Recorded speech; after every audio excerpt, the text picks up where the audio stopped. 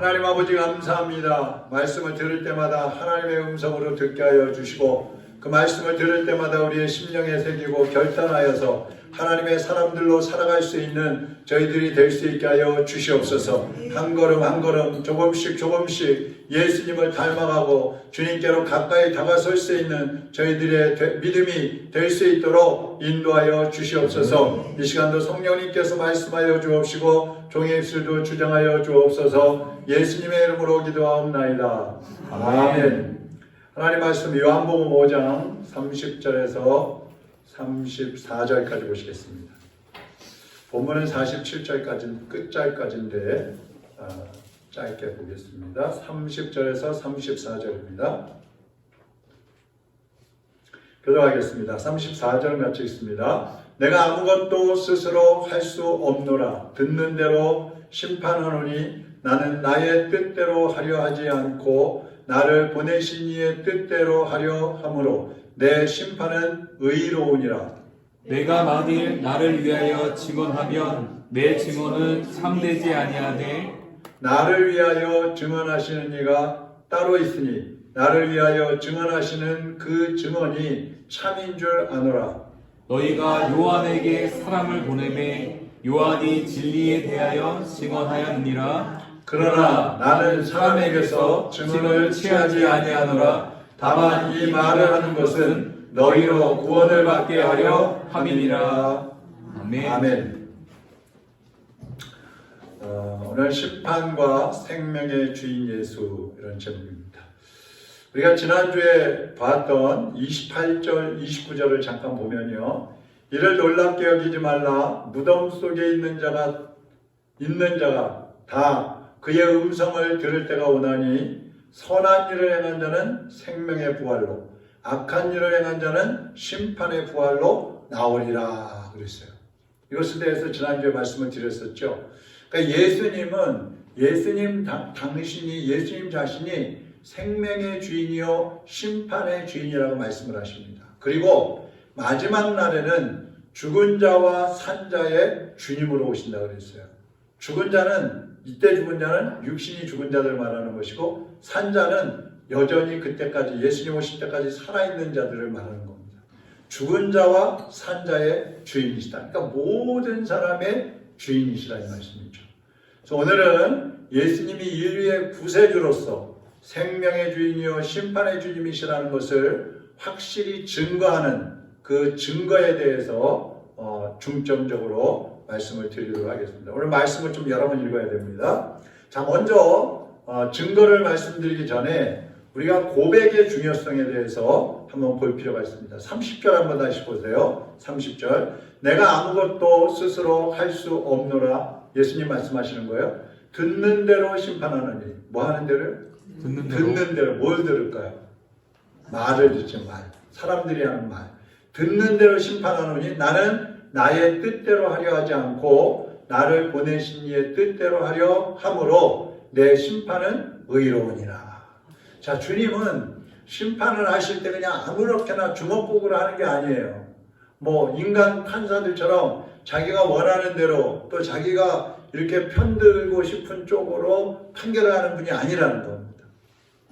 예수님이 심판하실 때에는 사람의 소리를 듣는 대로 하신다고 했어요. 말과 행동에 따라서 공의롭게 심판하시는 분이라는 거죠. 그러니까 사람들이 주님 앞에 가서 아니 왜 나를 지옥 보내세요? 아니 왜 나에게 벌을 내리세요? 이렇게 항의할 수 없는 이유는 예수님은 너희들이 세상에서 사는 동안에 말했고 행동한 것 그거에 따라서 내가 심판한다. 그러니까 할 말이 없는 거예요. 비디오를 쫙 보여주면서 자 봐라. 너희들이 한 거, 말한 거, 행동한 거 다 봐라. 그거 어떻게 말을 하겠어요? 꼼짝 못하는 거예요. 그래서 예수님의 심판은 공의로운 심판이라는 겁니다.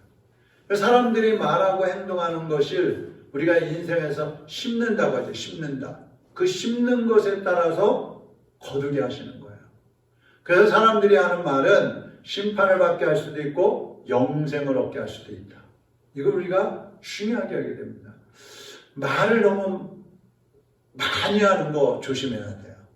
거기에는 물론 필요한 말도 있겠지만 불필요한 말들이 사실은 더 많아요. 말을 많이 하다 보면 실수도 많이 해요. 말을 많이 하다 보면 하나님을 높이기도 하지만 하나님의 이름을 망령되게 할 수도 있어요. 그래서 우리가 이 말을 조심해야 되는 겁니다. 그러니까 어려울 때는 아예 말을 안 하는 게 좋아요. 핍박을 받고 고문을 받고 그럴 때도 아예 말을 안 해버리면 괜찮은데 나 예수 안 믿겠습니다 이래버리면 곤란해지는 거예요. 자, 그래서 우리가 말을 좀 생각해 보려고 하는데 여기 심판의 대상이 되는 말들이 있어요. 하나님이 심판하시는 말. 자, 보세요. 첫 번째는 말로 하나님을 대적할 때 하나님 심판하신다 그랬어요. 말라기 3장 13절입니다. 같이 읽어보죠. 여호와가 이르노라 너희가 완악한 말로 나를 대적하고도 이르기를 우리가 무슨 말로 주를 대적하였나이까 하는도다. 완악한 말로 나를 데려갔다. 사람은 죄 때문에 그 마음이 다 완악해져 있어요. 아주 강팍해져 있어요. 성령으로 그 마음이 녹아지지 않는 이상 다 강팍한 사람들이에요. 그 강팍하고 완악한 마음에서 뭐가 나오겠어요? 악한 말들이 나온다는 거예요. 그것도 하나님을 대적하고 사람들에게 상처를 주는 그런 악한 말들을 하게 되면 그것에 따라서 하나님이 심판하신다는 겁니다. 또 말로 성령을 거역하는 것, 이것도 심판을 받는다고 했어요. 마태복음 12장 32절에 또 누구든지 말로 인자를 거역하면 사하심을 얻되 누구든지 말로 성령을 거역하면 이 세상과 오는 세상에서도 사하심을 얻지 못하리라. 그러니까 성령님께서 나에게 믿음을 주시려고 하고 은혜를 주시려고 하고 깨닫게 하시려고 하는데 그걸 막 거부하고 멸시하고 하나님은 없어, 성령이 어디 있어, 천사가 어디 있어, 천국이 어디 있어 막 무시하는 사람들. 그 다른 죄들은 다 회개하면 용서받아요. 예수님 안에 들어오면 용서받을 수 있어요. 근데 말로써 성령님을 거역하고 예수님을 부인하게 되면 그 죄는 용서받을 수 없다는 것이죠. 심판을 받게 된다는 겁니다. 그 다음에 말로 의롭다함을 받기도 하지만 정죄함을 받기도 한다고 했어요. 자, 마태복음 12장 37절 같이 읽어보겠습니다. 내 말로 의롭다함을 받고 내 말로 정죄함을 받으리라. 보세요.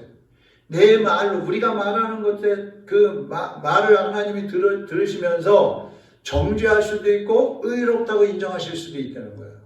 여러분들 사람들하고 이렇게 대화를 해보거나 처음 만난 사람이라 할지라도 얘기를 좀 하면 그래도 이 사람은 조금 착한 사람 같아. 이 사람은 좀 못된 사람 같아. 좀 분별이 되죠. 네. 우리도 사람의 말만 들어도 또 얼굴만 딱 봐도 첫인상 저 사람은 좀 이상하게 생겼어. 저 사람의 얼굴에서는 막 인격이 묻어난다. 성품이 묻어난다. 이런 말 하잖아요. 근데 하물며 하나님은 우리의 마음까지 꿰뚫어 보시는 분인데 그 마음을 보시는 하나님께서 우리가 말로 아무리 의로운 척, 아름다운 말, 막 미사업으로 이렇게 막 한다고 해서 하나님 그거 보시면서 그래 네 말 들으니까 넌 정말 의롭구나. 그렇게 하시겠어요?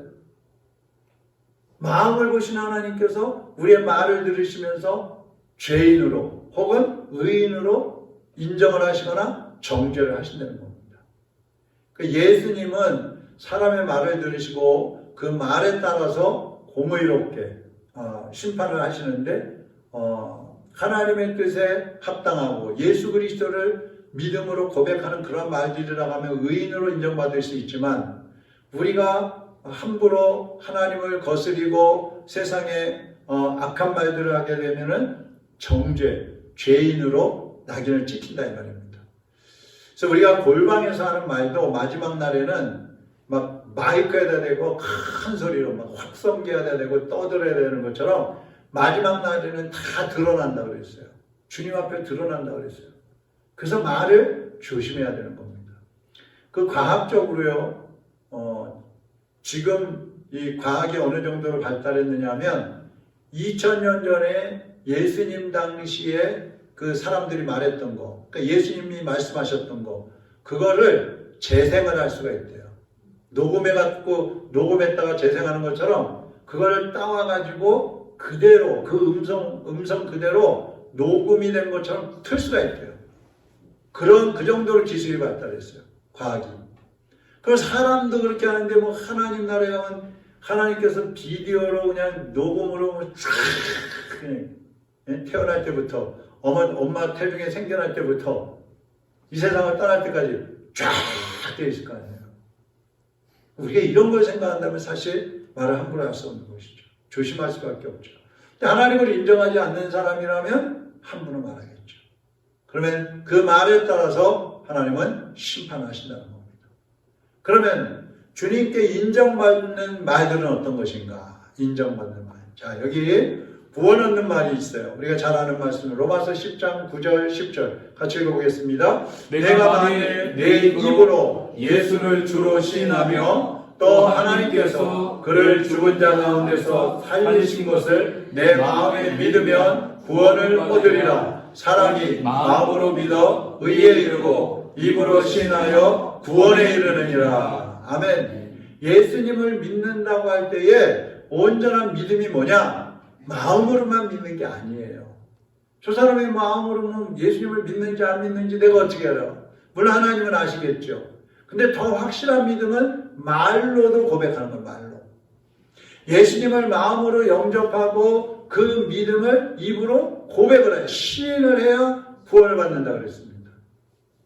그러니까 말이 중요한 거예요. 나 예수님 믿습니다. 그 말하고 나 예수님 글쎄요 믿는지 안 믿는지 잘 모르겠는데요. 이거하고 천지 차이인 거예요. 확신, 내 속에 있는 확신을 입으로 그대로 고백하는 거예요. 당신 교회 다닙니까? 좀 부끄러워. 그 전에 뭐 다녔었는데 뭐 지금은 별로예요.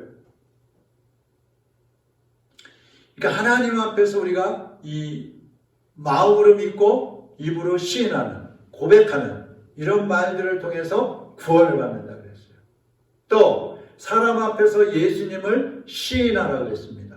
마태복음 10장 32절 33절에 보니까 누구든지 사람 앞에서 나를 시인하면 나도 하늘에 계신 내 아버지 앞에서 그를 시인할 것이요 누구든지 사람 앞에서 나를 부인하면 나도 하늘에 계신 내 아버지 앞에서 그를 부인하리라 그랬어요. 여기 시인한다는 거, 이건 시인한다는 것은 말로만 하는 게 아니에요. 나 예수 믿습니다. 그리고 행동은 아무렇게나 하는 거, 그거 시인 아니에요. 말로 시인을 했으면 생활로도 그리스도인다운 삶을 살아가야 되는 거예요. 그러니까 말과 행동이 일치가 되어야 된다 이 말입니다. 만일 사람 앞에서 내가 예수님 몰라요. 아니면 예수님을 부끄러워해요.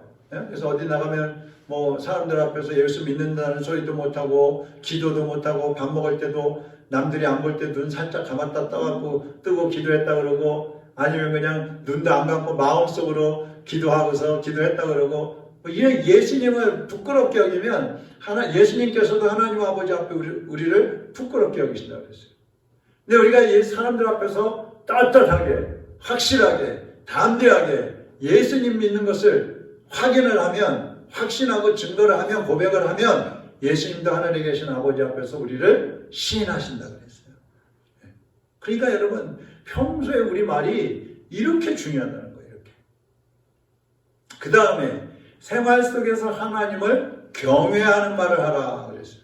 자, 말라기 3장 16절 같이 한번 읽어보겠습니다. 그때 여호와를 경외하는 자들이 피차에 말하며 여호와께서 그것을 분명히 들으시고 여호와를 경외하는 자와 그 이름을 존중히 여기는 자를 위하여 여호와 앞에 있는 기념책에 기록하셨느니라. 자, 여기 보세요.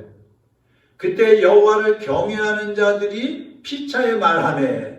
여호와를 경외하는 사람들이 서로 하나님 자랑하는 거예요. 은혜 받은 거 얘기하고 하나님을 높이고 하나님을 경외하고 막 그런 말을 하는 거예요. 근데 그걸 하나님이 들으시고 기념책에다가 다 기록을 하시겠다는 거예요. 하나님을 경외하는 것은 뭐예요? 평소에 하나님을 높이는 겁니다. 생활 속에서도 하나님을 찬양하는 삶입니다. 또 사람들에게도 하나님을 자랑하고 증거하는 것이 하나님을 경외하는 삶인 거예요.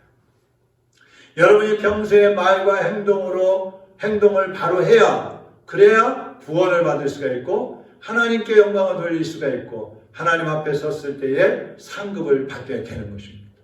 그래서 말을 조심해야 돼요. 아로새긴 경우에 합당한 말은 아로새긴 은쟁반의 금사가 아니라 그런 잠언의 말씀이 있어요. 은쟁반에 금사가를 탁 올려놨다고 생각해 보세요. 얼마나 멋있겠어요. 그 은쟁반에다 또 막 술을 놨어. 얼마나 멋있겠어요. 경우에 합당한 말, 네? 이게 중요한 거예요. 그래서 예수님은 우리의 말을 들으시고 그것에 따라서 심판하기도 하시고 생명을 주시기도 하는 겁니다. 자, 그러면 두 번째로 크게 예수님을 증거하는 이들에 대해서 말씀을 드리겠습니다. 자, 여기서는 예수님이 하나님이시고 또 예수님은 생명의 주인이시오 심판의 주님이시라는 것을 증거하는 것에 대해서 말씀을 드리는 겁니다. 자, 첫 번째로 예수님이 스스로 증거하시는 게 있어요. 내가 하나님이다. 내가 그리스도다. 내가 구원의 주님이다. 이것을 예수님이 직접 증거하신단 말이에요. 그러니까 예수님이 지지난주에 말씀드렸죠. 예수님이 하나님과 나는 하나야. 이렇게 얘기하니까 유대인들이 어떻게 했어요? 신성 모독을 한다 그러면서 예수님을 죽이려고 했잖아요. 그때 예수님이 하시는 말이 나는 스스로 일하지 않고 아버지와 함께 일한다. 이러면서 하나님과 예수님이 함께 계시고 함께 일하신다는 것을 증거를 하시는 거예요. 스스로. 그 말이 뭡니까? 나는 하나님이다. 나는 하나님이다. 창세기 1장 26절에 보면 우리의 형상을 따라 우리의 모양대로 사람을 만들고 이런 말씀이 나와요. 성부 하나님 아버지, 성자 예수님, 성령 하나님, 삼위일체 하나님은 과거에도 지금도 앞으로도 함께 일하실 것이고 함께 계시다는 거예요. 네? 태초에 하나님이 천지만물을 창조하실 때에도 우리가 삼위일체 하나님이 함께 창조를 하셨어요. 구원사역도 삼위일체 하나님이 함께 이루어가시는 거예요. 그래서 예수님이 직접 스스로 내가 하나님이다. 내가 구원의 주님이다 하는 것을 증거를 하신 겁니다. 두 번째, 예수님의 기적과 이적, 권능 이런 것들이 예수님이 메시아라는 것을 확실히 증거를 하고 있어요. 자, 예수님의 공생의 기간 동안에요. 죽은 지 사흘이 지난 나사로를 살리셨죠. 무덤 속에서 썩은 냄새가 나는 나사로를 살리셨잖아요. 오병이어를 가지고 6,000명, 5,000명을 먹이셨잖아요. 문득병을 고치고 맹인의 눈을 뜨게 하시고 갖가지 기적을 막 행하시잖아요. 여러분, 사람이 성령의 권능을 받으면 물론 이렇게 할 수 있어요. 하나님의 은사를 주시면 이렇게 할 수 있어요. 그러나 사람이 자기 힘으로 이렇게 하는 사람은 아무도 없어요. 자기 힘으로는 그 누구도 병든 사람 하나 치료할 수가 없는 거예요.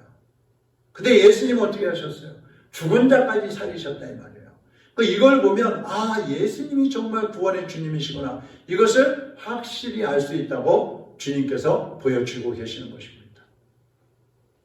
어떤 종교의 교주가 죽은 자를 살리고 병든 자를 고치고 누가 그렇게 해요?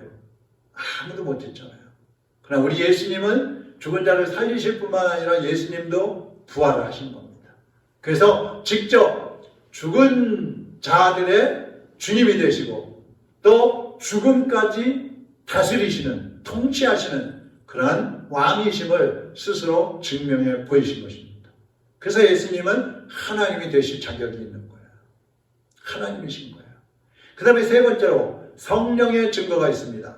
오늘 본문 32절에 보면 예수님을 증거하시는 이가 따로 있다. 나를 증거하는 이가 따로 있다. 그렇게 말씀하셨는데 그분이 바로 성령님이셔요. 요한복음 15장 26절 같이 읽어보겠습니다. 내가 아버지께로부터 너희에게 보낼 보혜사 곧 아버지께로부터 나오시는 진리의 성령이 오실 때에 그가 나를 증언하실 것이요. 진리의 성령이 오셔서 예수님을 증언하신다는 거예요. 그러니까 성령님은 우리를 진리 가운데로 인도하실 뿐만 아니라 예수 그리스도가 구원의 주님이시라는 것을 우리에게 확실하게 가르쳐 주셔서 예수님을 믿게 해주시는 거예요. 그러니까 예수 믿는 사람들은 당연히 성령을 받아야 되는 것입니다. 성령을 받지 않으면 예수님을 구원의 주님으로 고백할 수 없는 거예요. 주의 영으로 하지 않으면 누구도 예수님을 주님이라고 부를 수 없다고 그랬어요.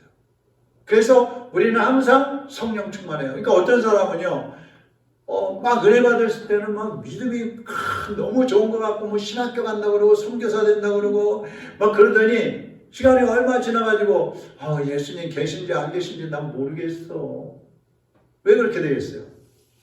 성령 충만하지 않으니까 그런 거예요. 성령이 충만할 때는 다 확신이 왔는데, 좀 희미해지면은 그 확신이 희미해져 버리는 거예요.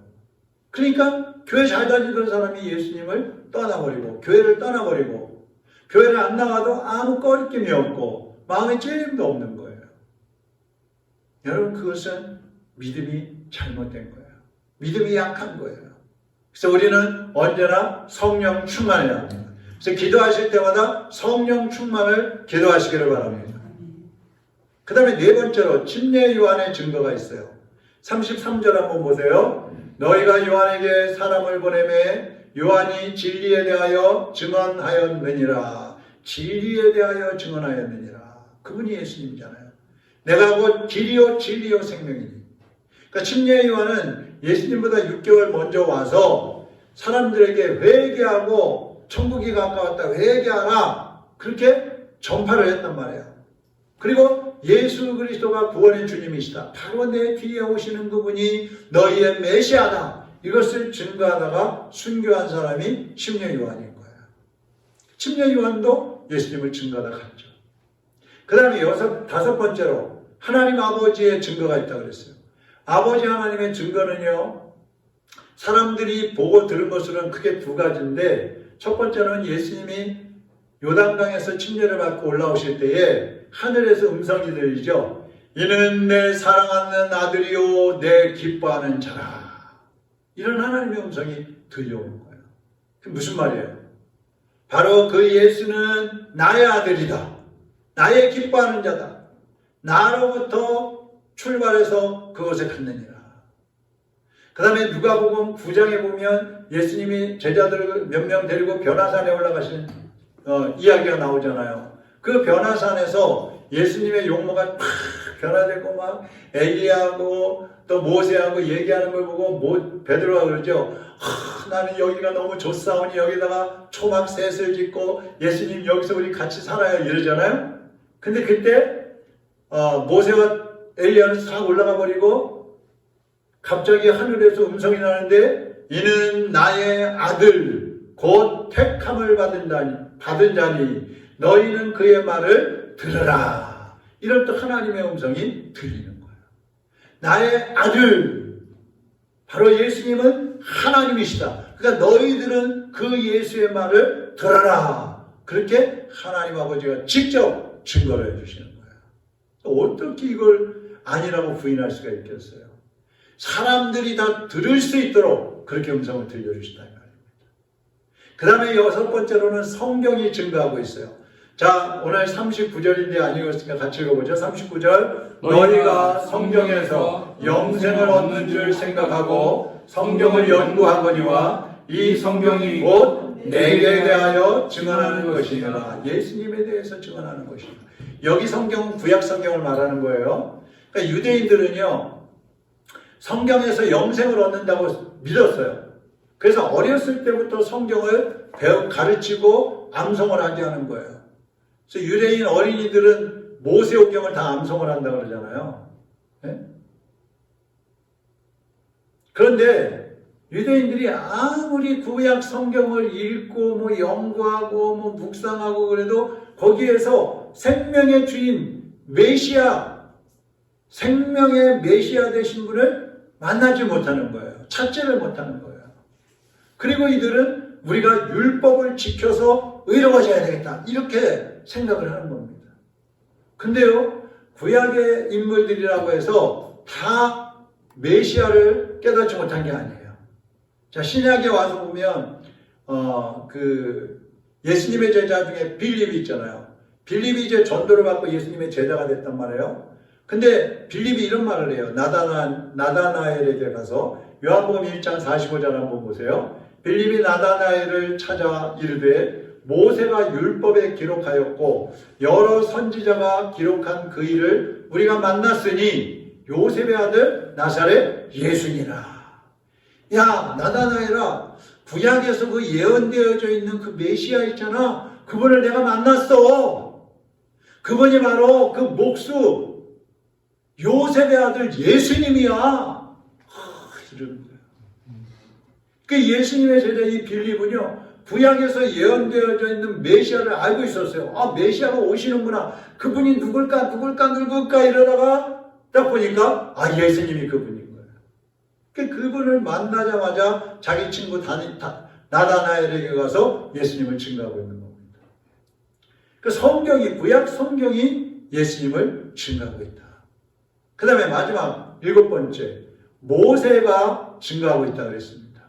모세가 누구예요? 모세 하면 뭐가 떠올라와요? 네? 율법, 십계명, 그게 떠오르죠. 모세는 율법을 대표하는 사람이에요. 그러니까 모세가 증거하고 있다는 말은 율법에서도 메시아를 증거하고 있다, 이런 뜻이에요. 여러분, 우리가 레위기 지난 주까지 그 새벽 예배 때마다 레위기 했잖아요. 그 레위기에는 많은 제사법들이 나오는데 그 제사에 속한 모든 것들이 다 메시아에 대한 예언이에요.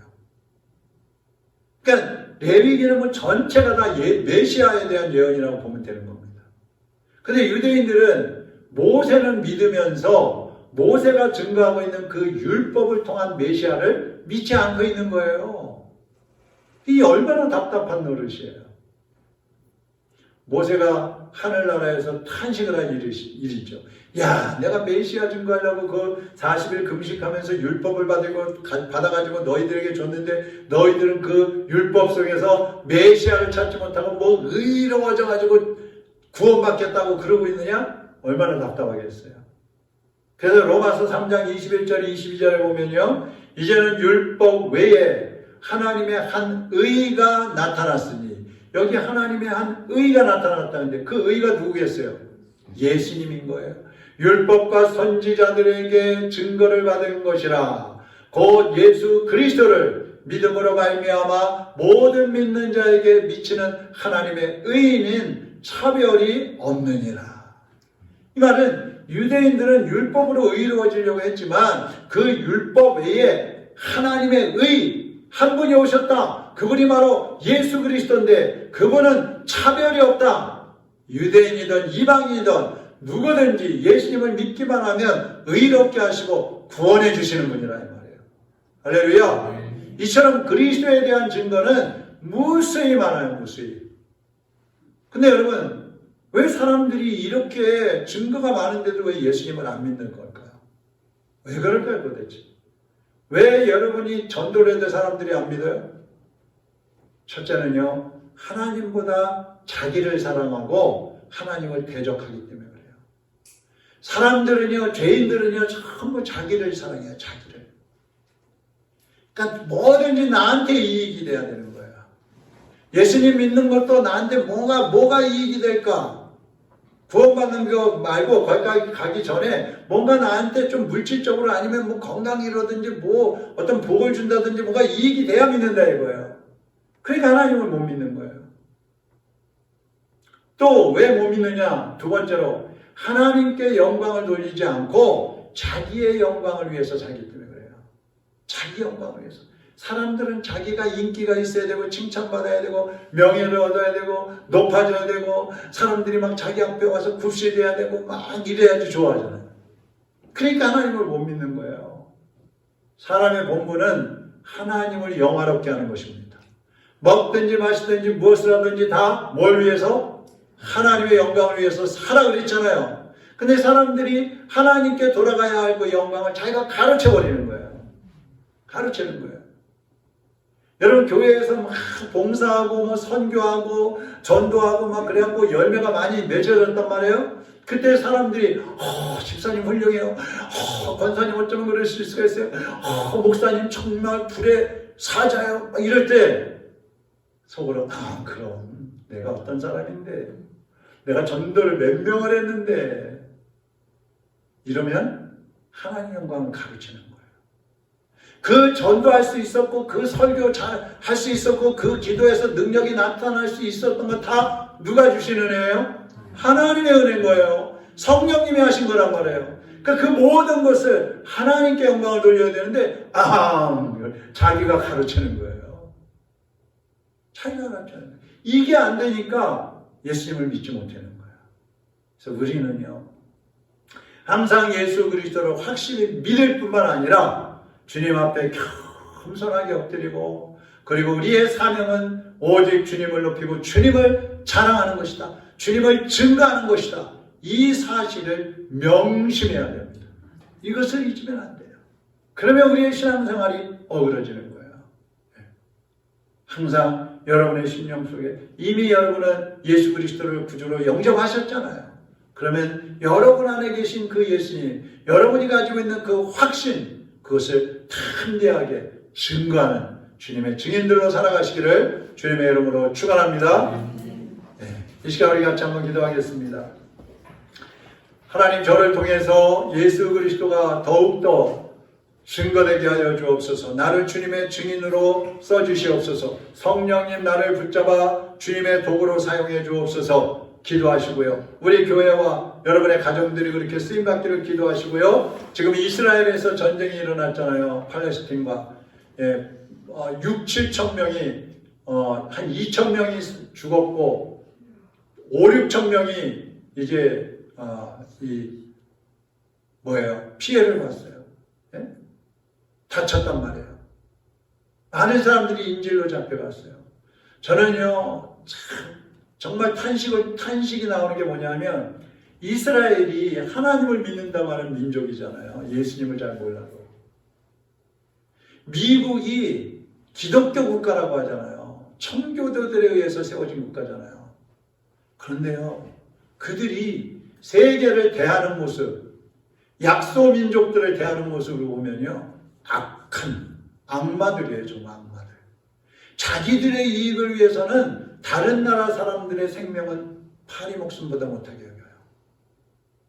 자기 나라의 국민 한 사람을 살리기 위해서 다른 나라를 공격하는 거예요. 그게 이스라엘, 미국, 기독교 국가라고 하는. 정말 하나님이 살아계시다는 것을 믿는다면 어떻게 저렇게 할 수 있을까? 탄식이 나와요. 우리 하나님께서 알고 계시고 보고 계시고 하나님이 판단하고 계시겠지만, 어쨌든 하나님 불쌍히 여겨주시고, 누구도 억울한 생명을 잃지 않게 하시고, 억울하게 건강을 잃지 않게 하시고, 정말 저들의 전쟁이 다 멈춰지게 하시고, 세계가 안정되어지고 평안함으로, 그리고 영적 대각성이 일어날 수 있게 달라고, 우리 다 같이 한번 주여 한번 부르고 통성으로 한번 기도하겠습니다. 주여! 할렐루야. 사랑하는 하나님 아버지, 하나님께서 우리를 사랑하셔서 예수 그리스도를 통하여 구원해 주셨고 성령님의 은혜로 우리를 구원해 주신 것을 감사를 드립니다. 이제 예수님을 구주로 영접하고 구원받은 저희들이 주 예수 그리스도의 증인으로 살기를 원합니다. 성령님께서 우리의 몸과 마음을 주장하시고 주여 우리의 생각과 우리의 신앙을 붙잡아 주시어서 이제 예수 그리스도의 증인으로 살게 하여 주옵소서. 구하는 영혼들을 보면 마음이 아프고 가슴이 답답하고 안타까운 마음으로 기도하게 하시고 예수 그리스도를 전할 수 있는 우리에게 용기를 주시옵소서. 하나님 아버지, 우리 가족들이, 우리 성도들이 그와 같은 주님의 증인들로 살아갈 수 있도록 주여 사용하여 주시기를 원합니다. 주님의 도구들로 써주시기를 원합니다. 우리의 인지와 명예와 영광을 나와 주님께 올려드리고 우리는 낮아지고 겸손하게 주님을 섬기고 이웃을 사랑하는 하나님의 자녀들로 일어날 수 있도록 주여 인도하여 주시기를 원합니다. 지금 세계에서 벌어지고 있는 전쟁을 주님 막아주시옵소서. 하나님은 누가 옳고 그른지 아십니다. 하나님, 그러나 모든 사람이 죄인이기에 자기들을 위하여, 자기 나라를 위하여 남의 나라, 남의 백성들을 함부로 죽이고 처형하고 포로로 잡고 살상하는 저 극악무도한 이제 우리들을 주님께서 주저앉혀 주시고 이제 아버지 전쟁이 멈춰지고 자연재해들이 멈춰져서 세계가 안정되게 하시고 평화의 이제 소식들이 들려올 수 있도록 인도하여 주시기를 원합니다. 악한 무리들 주님께서 대적하시고 저들을 꺾어주시고 하나님 앞에 회개하고 꿇어 엎드릴 수 있도록 인도하여 주시기를 원합니다. 특별히 기독교 국가들이 그리스도인들이 하나님의 교회들이 깨어 일어나게 하여 주시고 하나님을 의식하게 하시고 주님 앞에 정직하고 진실한 모습으로 하나님을 두려워하는 모습으로 믿음으로 가는 살아갈 수 있도록 주여 인도하시고 도와주시옵소서. 하나님 아버지, 우리는 알 수 없고 우리는 할 수 없습니다. 그러나 주님은 세계를 한눈으로 보고 계시고 모든 사람의 마음까지 꿰뚫어 보고 계시오니 주님께서 이 세계를 다스려 주시고 하나님의 뜻이 이 땅 위에 이루어지게 하여 주시옵소서. 하나님의 나라가 이루어지게 하여 주시옵소서. 전쟁이 멈춰지게 하시고 지진과 자연재해들이 멈춰지게 하시고 사람의 그 악한 생각들, 악한 욕심 때문에 수많은 사람들이 생명을 잃고 건강을 잃고 재산을 잃는 일이 더 이상 일어나지 않도록 주님 막아주시고 주님 인도하여 주시기를 원합니다. 하나님의 사람들이 하나님을 두려워하게 하시고 하나님 앞에 정직하게 하시고 무릎 꿇을 수 있도록 주여 저들을 교만한 마음들을 꺾어주시고 하나님께서 인도해 주시옵소서. 저희들의 연약한 기도이지만 여기 작은 무리가 함심하여 기도하고 있지만 하나님께서 저희들의 기도를 들으시고 응답하여 주시옵소서. 역사해 주시옵소서. 이제는 우리 주 예수 그리스도의 은혜와 하나님 아버지의 무한하신 사랑하심과 성령님의 감화, 감동, 위로, 교통, 역사하심이 오늘도 전쟁의 고통 속에 슬퍼하고 애통하는 수많은 무리들과 또 하나님을 찾지 못하고 세상에서 방황하는 영혼들, 하나님을 알지만 믿음을 잃고 흔들리고 있는 수많은 영혼들 위해 우리 로뎀교회 성도들 위해 이제부터 영원토록 함께 있을지어다. 아멘.